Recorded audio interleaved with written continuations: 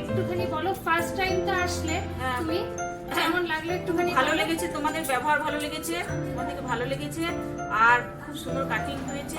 তার কাটিংটা পছন্দ হয়েছে তো? পছন্দ। এরকমই চেয়েছিলে তো যে একটু শর্টের মধ্যে, উনি চেয়েছিলেন একটু শর্টের মধ্যেই হোক, খুব একটা যাতে বড় না হয়, তো তার মধ্যে দেখতে ভালো লাগে।